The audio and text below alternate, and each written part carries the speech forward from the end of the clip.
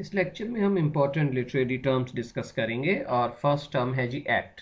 Act is a major division of a drama. ड्रामे का एक जो पार्ट होता है उसको एक्ट कहा जाता है।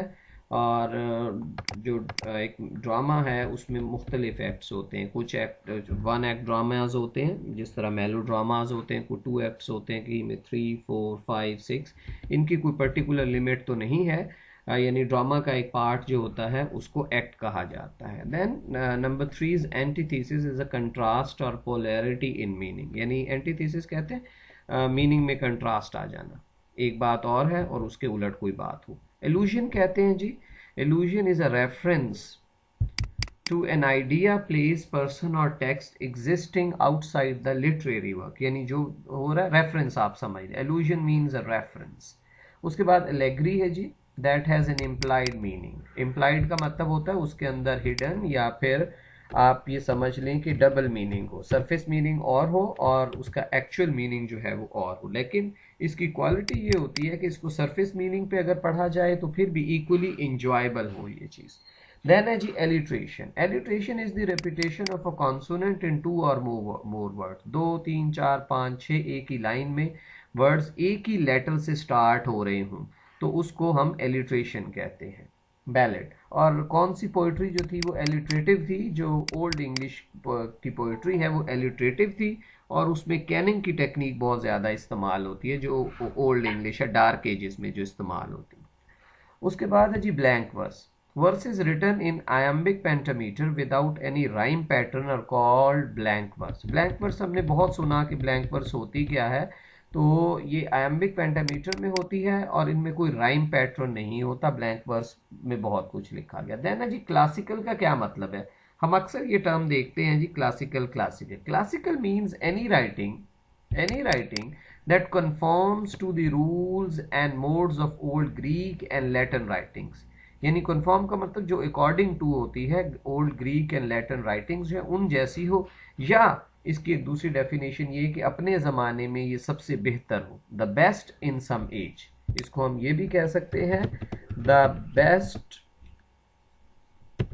Work in any age. किसी भी एज में जो सबसे बेस्ट वर्क है उसे हम कहेंगे क्लासिकल चीज है। Canto. Canto is a sub division of an epic और a narrative poem comparable to a chapter in a novel. Novel में जिस तरह चैप्टर होते हैं, पोएम्स, लॉन्गर पोएम्स में कैंटोज होते हैं और ड्रामा में एक्ट होते हैं। Then is chorus. Chorus is a group of singers who stand alongside the stage in a drama। School में भी स्कूल कोरस होते हैं, जो ग्रुप ऑफ सिंगर्स होते हैं ना स्कूल में, जो नेशनल एंथम और असेंबली वगैरह कंडक्ट करवाते हैं म्यूजिक के साथ, तो उनको कोरस कहा जाता है। ग्रीक ड्रामा का ये लाजमी हिस्सा होता था कोरस। और कभी ये एक करेक्टर एक बंदे पे मुश्तमिल होता था, कोई 2, 4, 5 पे भी होते थे। ये स्टेज पे एक तरफ से आते थे, दूसरी तरफ से चले जाते थे, फिर उस तरफ से आते थे, उस तरफ चले जाते थे। डॉक्टर फास्टस में भी आपको कोरस मिलता है, जो सिंगिंग ही में, पोइट्रिक ड्रामा क्योंकि सिंगिंग फॉर्म में ही होता था, तो ये बैकग्राउंड इन्फॉर्मेशन देते थे या ऑफ द स्टेज जो हैपनिंग्स हो रही हैं वो देते थे। और ग्रीक ड्रामा में तो कोरस जो है वो बाकायदा तौर पे ड्रामा की जो वो है प्रोग्रेस है उसमें भी हिस्सा लेता है और वो डायलॉग्स भी बोलता है। कैथारसिस। कैथारसिस जो है ये emotional release of pity and fear है। पिटी एंड फियर का अरिस्टोटल ने ये कहा था कि जब भी कोई ट्रेजिक सीन आप परफॉर्म करवाते हैं तो उसका मकसद कैथारसिस होता है कि जो ऑडियंस हैं उनके आंसू निकलें या वो खुश हों, किसी भी वे में उनको कैथारसिस मिल जाए, एक इमोशनल आउटलेट होता है, that is called as catharsis. Then is comic relief. ये बड़ी इंपॉर्टेंट टर्म है। Humour is seen in a tragedy to eliminate the tragic effect from audience. Although Aristotle इसके खिलाफ था और वो कहता था कि अगर ट्रेजेडी है तो it should be a pure tragedy. लेकिन शेक्सपियर में हम देखते हैं कि हमें ट्रेजिक कॉमिक रिलीफ दिया जाता है, तो ये ह्यूमर जो डाला जाता है। और शेक्सपियर कैसे ये ह्यूमर इंट्रोड्यूस करवाता है, वो फूल, शेक्सपियरियन फूल मशहूर है कि उसके तमाम तर वर्क्स में शेक्सपियर एक फूल होता है जो मजाहिया बातें करता है। Then is couplet number 16, 2 lines of the same metrical length usually found in Shakespearean sonnets. यानी कपलेट है, ये फिर कपलेट की बहुत सी किस्में हैं, हेरोइक कपलेट है और बहुत सारी। तो 2 लाइन्स होती हैं सेम मेट्रिकल लेंथ की। शेक्सपियर में तो सेम मेट्रिकल लेंथ है, लेकिन मॉडर्न पोइट्री में ये नहीं होती, यानी जिसे उर्दू में हम मिसरा कहते हैं ना, शेर की दो लाइनें।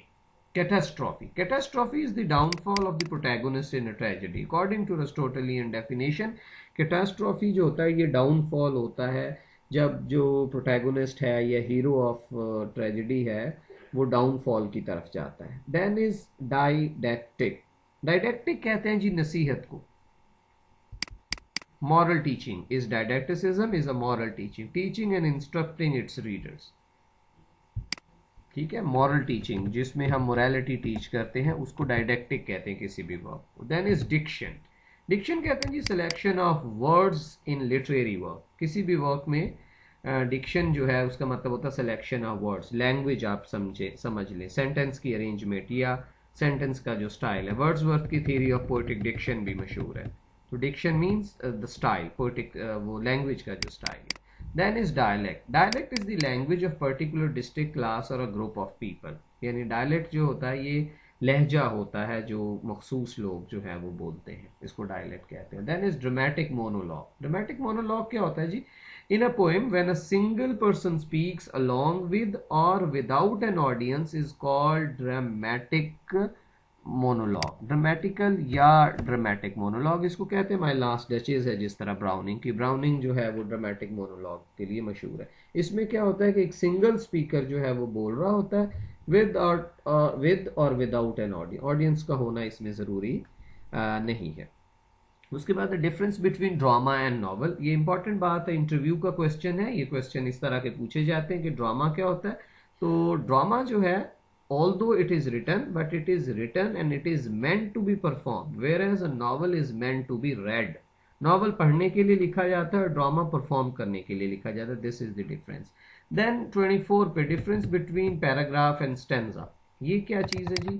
पैराग्राफ एंड स्टेंजा में, स्टेंजा कंसिस्ट्स ऑफ वर्सेस, उसमें पोएटिक वर्सेस होती हैं, जबकि पैराग्राफ जो होता है उसमें प्रोज लाइंस मौजूद होती हैं। ये इंटरव्यू में ऐसे क्वेश्चन और डिफरेंसेस पूछे जाते हैं, लेकिन उसमें भी आ सकते हैं, एमसीक्यूज में भी। एपिक की क्या डेफिनेशन है जी? Epic is a long narrative poem composed on a grand scale and in exalted style. इसका जो स्टाइल है वो क्या होता है जी? एग्जॉल्टेड होता है, हाईफाई होता है, और ग्रैंड स्केल पे ये पोएम लिखी जाती है एपिक। फॉर एग्जांपल मिल्टन की पैराडाइज लॉस्ट। और मॉक एपिक कौन सी होती है? ग्रैंड स्केल पे लिखी जाती है, स्टाइल इसका इन्फीरियर होता है और इसका थीम भी बहुत ही इन्फीरियर होता है, और ये कॉमेडी होती है, यानी उसकी पैरोडी की जाती है। Parody of an epic is called mock epic. Then is epilogue 26। Epilogue जो है ये concluding part of a longer poem और अ नॉवल और अ ड्रामा। एपीलॉग होता है, प्रोलॉग होता है शुरू, प्री से यानी आप समझ ले पहले वाला प्रोलॉग, और एपीलॉग एंड वाला हिस्सा। उसके बाद है जी fable. Fable is a brief story illustrating a moral. Urdu में इसे हम दास्तान कहते हैं फेबल को। फेबल मीन्स यानी ऐसी कहानी जिसका कोई मॉरल लेसन हो। और एक पैराबल होती है, पैराबल भी यही होती है कि ब्रीफ स्टोरी होती है लेकिन उसका एक मॉरल लेसन होता है। फेबल में यूजुअली जो करेक्टर्स होते हैं ना वो होते हैं जिन भूत या फिर जानवर, तो उसको फेबल कहते हैं। पैराबल जो है वो रूटीन की हिकायत होती है, जिस तरह शेख सादी की हिकायत मशहूर है, the parables of Sheikh Saadi. Then is farce. Farce is a form of low comedy design to provoke laughter. यानी ये वो कॉमेडी की टाइप है कि जिसका मकसद हंसाना होता है लोगों को, लेकिन इसका कोई प्लॉट नहीं होता, जस्ट डायलॉग्स होते हैं, जिस तरह स्टेज ड्रामाज होते हैं। फुट क्या होता है जी? Basic unit of a meter. Poetry में मीटर इस्तेमाल होता है ना राइम वगैरह में, तो उसका जो यूनिट है वो फुट होता है। उसके बाद फिक्शन। फिक्शन किसको कहते हैं? Fiction is an imaginative narrative in prose. Prose में जो तसव्वुराती हम कहानी बयान करते हैं, फर्जी। फिक्शन का मतलब होता है फर्जी चीज़ें, अफसाने वगैरह जो होते हैं बिल्कुल फर्जी होते हैं, तो इसको ये प्रोज में होते हैं नॉर्मली, और इमेजिनेटिव होते हैं। इमेजिनेशन वही है जो चीज़ रियल नहीं है। उसके बाद है जी एलिजी 31 पे। Elegy is a poem morning the death of an individual और लिमेंट फॉर अ ट्रेजिक इवेंट। वो बहुत बड़ा ट्रेजिक इवेंट है, उस पर अफसोस का इजहार है, दुख का इजहार है, तो उसको एलेजी कही जाती है। या फिर किसी की डेथ पोएम पे जो मरसिया लिखा जाता है, that is elegy. Then is genre. Point number 32 is genre, GENRE, genre. Genre कहते हैं इज अ कैटेगरी और type of a literature, epic, ode, ballad etcetera. Then is hyperbole. Hyperbole is an overstatement or exaggeration. Next page, point number 35. Limerick is a short poem of 5 lines, stanza rhyming a b a. ये अक्सर जो है लिमेरिक होती है short, funny, I must say it is funny, poem of 5 lines. इसे आप याद रखिएगा.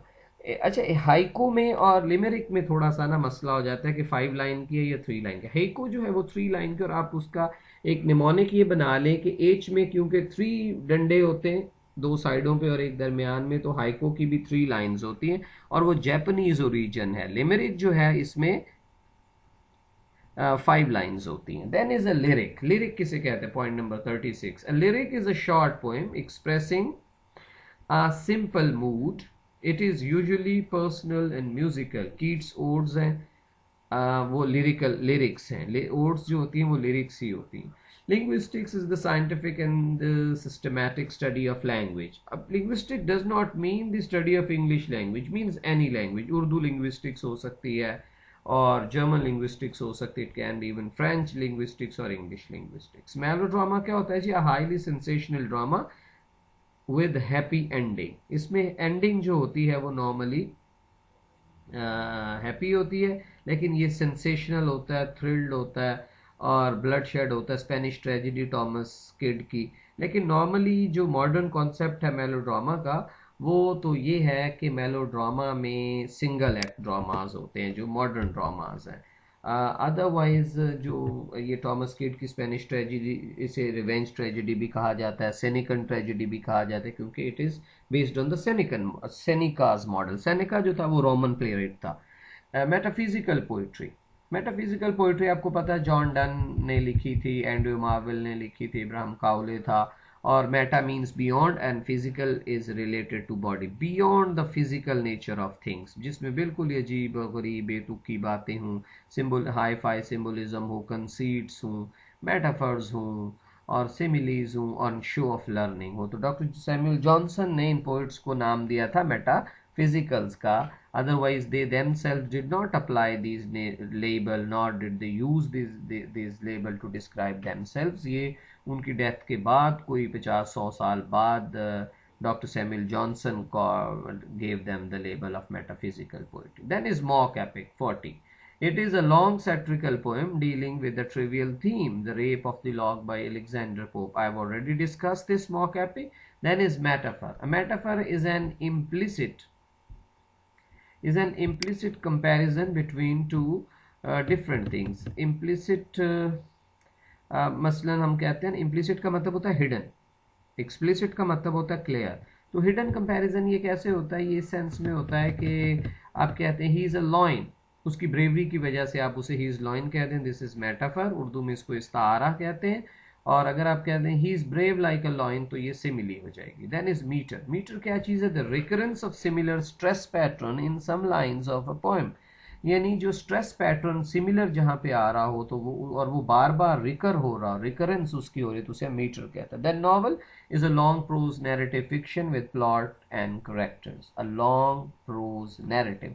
बाज़ औक़ात के इंटरव्यू में बड़े बेसिक क्वेश्चंस पूछ लिए जाते हैं कि what is poetry, how would you define poetry, how would you define novel. तो you should be ready for these basic definitions कि जी नॉवल क्या चीज़ है, उसकी एग्जैक्ट डेफिनेशन क्या है, ड्रामा की क्या है, पोइट्री की क्या है, प्रोज की क्या है. नॉवलिट और नॉवल में जो डिफरेंस है 34 एंड 33 में, 43 और 44 में, नॉवलिट जो होता है is longer than a short story and shorter than a novel. Short story सबसे छोटी होती है, मुख्तसर सी, which could be read in a single sitting. Novelette थोड़ा सा बड़ा होता है और एम फोस्टर के मुताबिक जो नॉवल है it should have around 50,000 words. Ode क्या जी होती है जी? A long narrative poem of varying line length dealing with serious subject matter and addressing someone. Then is objectivity. Objectivity होती, we have objectivity in literary piece when the author focuses on an object from broader point of view. नहीं, इसको I don't think so, इसको थोड़ा सा modify करना पड़ेगा. Objectivity ये होती है कि जब राइटर किसी भी चीज़ को, किसी भी ऑब्जेक्ट को देखे और उसके बारे में बात करे, या कॉन्सेप्ट या फिलॉसफी के बारे में बात करे, अपनी पर्सनल बात को निकाल के, जो उसकी ज़ाती फीलिंग्स हैं अपनी पर्सनैलिटी को निकाल के। अगर वो अपनी पर्सनैलिटी की बात करता है, अपनी ज़ाती ख्यालात की बात करता है, तो वो सब्जेक्टिविटी हो जाएगी। जब वो अपने आप को उसमें से निकाल के बात करेगा, अपनी पसंद नापसंद को, तो वो ऑब्जेक्टिविटी हो जाएगी। Octave is the first part of Italian sonnet, या पेट्रार्कन सोनेट भी कहते हैं। सोनेट जो आपको पता है 14 लाइन की एक पोएम होती है। इसके जो फर्स्ट 8 लाइंस होती हैं उसको हम ऑक्टेव कहते हैं, और दूसरी जो 6 लाइंस होती हैं उसको हम कहते हैं जी सेस्टेट। ये फर्स्ट 8 लाइंस जो होती हैं ये है, और सेस्टेट होती है लास्ट 6 लाइंस। ऑक्सीमोरोन, ये हम फिगर्स ऑफ स्पीच में भी डिस्कस कर चुके हैं कि oxymoron is a physical contrast which oddly make sense a deeper level. Aching pleasure है, और ऑक्सीमोरोन को आप यूं समझ लें कि ये कंट्रास्ट होता है दो वर्ड्स का, दो कॉन्ट्राडिक्टरी वर्ड्स का। एकिंग प्लेयर तकलीफ दे खुशी। Prologue is the beginning part of a novel और अ प्ले, और किसी भी चीज़ का जो बिगिनिंग, और एपिलॉग उसका कंक्लूडिंग पार्ट होता है। एपिग्राम क्या है जी? A very short, ironic and witty saying or a poem, usually written as a brief couplet or a quatrain. Epigram मुख्तसर सी पोएम भी हो सकती है, और कोई मुख्तसर सी बात भी हो सकती है, शॉर्ट और विटी हो। आप देखें जो ऑस्कर वाइल्ड का प्ले है The Importance of Being Earnest, वो भरा हुआ है एपिग्राम से। एपिग्राम से ये जो है ना, child is the father of man, ये भी एक एपिग्राम है। Then is 51 epitaph क्या होता है? A commemorative inscription on a tomb or mortuary monument written to praise the deceased. यानी कब्र का कतबा जो है उसे एपिटफ कहा जाता है। लेबल को घर के दरवाजे पे भी मन आप लगा लें तो वो भी एपिटफ होता है। रॉयम रॉयल क्या होती है? टाइप ए पोइट्री की एक टाइप है, consisting of stanzas having 7 lines in iambic pentameter. Pathetic fallacy और पर्सोनिफिकेशन जो है, ये दो बड़ी इंपॉर्टेंट फिगर्स ऑफ स्पीच है। पैथेटिक फैलेसी होती है attribution of human feelings to natural objects, और पर्सोनिफिकेशन होता है attribution of human qualities to non living things. Qualities अगर आप देते हैं किसी नॉन लिविंग थिंग को ह्यूमन क्वालिटी, तो वो पर्सोनिफाई है, आप उसको। और पैथेटिक फैलेसी में क्या होता है? फीलिंग्स, इमोशंस एंड एक्शंस आप दे देते हैं to maybe to natural objects, और आप इसको कहना चाहिए non living, non human beings जो होते हैं वो ऑब्जेक्ट्स को आप देते हैं। Then is 55 poetic licence. ये बहुत इंपॉर्टेंट टर्म है जी। What is poetic licence? Poetic licence असल में लिबर्टी होती है पोएट के पास कि वो लैंग्वेज को यूज़ कर सकता है नॉन ट्रेडिशनल वे में। जिस तरह यानी वर्ब को आगे शुरू में ले आया, वर्ब को एंड पे ले आया, नाउन को जहाँ मर्जी घुमा के दे दिया पोइट्री में मीटर को और फुट को एडजस्ट करने के लिए, तो इसको हम पोइटिक लाइसेंस कहते हैं पोइट्री में। इसके अलावा पोइटिक लाइसेंस जो है वो नॉवल में भी हो सकता है, ड्रामा में भी हो सकता है, और वो ऐसे होता है कि पोइट की या आर्टिस्ट का जो लाइसेंस है, आर्टिस्टिक लाइसेंस आप कह लें, वो ये होता है कि उसके पास अथॉरिटी होती है कि वो नए वर्ड्स बना सकता है, पहले से बने हुए वर्ड्स को अपने तरह से इस्तेमाल कर सकता है, और उस पर जो रूटीन के ग्रामर के रूल्स होते हैं वो अप्लाई नहीं होते। इसी तरह वो सिचुएशंस को जो घुमा फिरा के प्रेजेंट करता है वो भी पोइटिक लाइसेंस है। जब हम कहते हैं कि शेक्सपियर यूनिटीज को फॉलो नहीं करता, और उसका एक सीन जो है वो वेनिस में हो रहा है, और दूसरा सीन वो जो है वो परफॉर्म कर रहा है बेलमोंट में, और तीसरा सीन जो है वो पेरिस वाला परफॉर्म करवा रहा है, तो ये एक्चुअली ही इज यूजिंग और he is exercising his poetic licence. उसके बाद है जी 56 हिमार्शिया। In drama, Himartia refers to the error of judgment on the part of the hero which leads to his eventual downfall. इसको Himartia को tragic flaw भी कहा जाता है। Tragic flaw जो error है on the part of protagonist और hero which leads to tragedy, उसको हम Himartia, Aristotle ने उसे Himartia कहा था। Tragic flaw भी वही है, it is different from hubris which refers to tragic flaw, mostly pride inherent in the central character। वही बात है हेमार्शिया वाली। Then peripety. Peripety is the reversal of situation, यानी जब सिचुएशन बिल्कुल रिवर्स हो जाती है एक्सपेक्टेशन से, सर्कमस्टांसेस फॉर फॉर्चून, यानी जो प्रोटैगोनिस्ट है या वो गुड से बैड की तरफ चला गया या बैड से गुड की तरफ चला गया, तो तो ये पैरेपिटी होती है। एनाग्नोरिसिस जो होता है ये पैरेपिटी से पहले भी हो सकता है, बाद में भी हो सकता है। ये discovery of truth in a play है, जब ट्रूथ का पता चल जाता है किसी को, जब हेमलेट को फाइनल सीन में पता चलता है कि actually Claudius is the murderer of his father and he has planted his murder for Hamlet junior as well, तो ये एनाग्नोरिसिस होता है। Then is melodrama, is sensational and thrilling dramatic piece है जिसमें हॉरर, टेरर, थंडर होता है। उसके बाद रिफ्रेन 61 पे, refrain in poetry is a regularly recurring phrase और verse especially at the end of each stanza और डिवीजन ऑफ पोएम और अ सॉन्ग, यानी सॉन्ग की 4-5 लाइनों के बाद रेगुलरली एक लाइन रिपीट होती है, उसे हम रिफ्रेन कहते हैं। या स्टेंजा के बाद में आ रही है, हर स्टेंजा की आखिरी लाइन आ रही है, या हर कैंटो की आखिरी लाइन आ रही है, या हर 2 लाइनों के बाद तीसरी लाइन आ रही है, उसको हम रिफ्रेन कहते हैं। The most famous refrain of all times it's gotta be, इसको होना चाहिए refrain of all times is, it is the one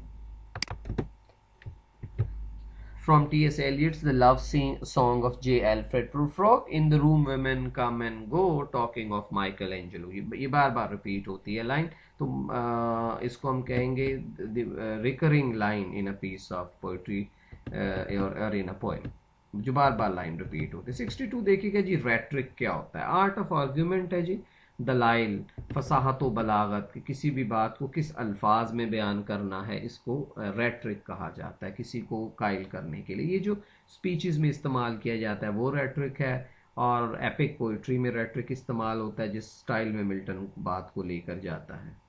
उसके बाद है जी राइम। राइम किसको कहते हैं? Rhyme is just a repetition of sound that sound the same, यानी वो वाली साउंड्स बार बार दोहराना एक लाइन के अंदर जो कि एक ही तरह की उनकी आवाज़ निकलती हो। इसमें 2 टाइप्स हैं जी, एक को इंटरनल राइम कहते हैं, with in the line of, एक सिंगल लाइन के अंदर जो साउंड बार बार प्रोड्यूस हो रही है, और एंड राइम जो होती है कि हर लाइन के जो एंड होता है उसका राइम मिल रहा होता है। मिसाल के तौर पे आप कहें कि फाइन शाइन लाइन, फाइन पहली लाइन है, उसके एंड पे फाइन आ रहा है, दूसरी पे शाइन आ रहा है, तीसरी पे लाइन आ रहा है, तो इस तरह के जो ये राइम हो जाती है जी। Novelist E.M. Forster coined the phrase to describe. अच्छा जी, ये अब एक बात है जी, एक फ्लैट करेक्टर क्या होता है और एक राउंड करेक्टर क्या होता है। E.M. फोस्टर का एक फेमस वर्क है जी, और उसका नाम है एस्पेक्ट्स ऑफ नॉवल।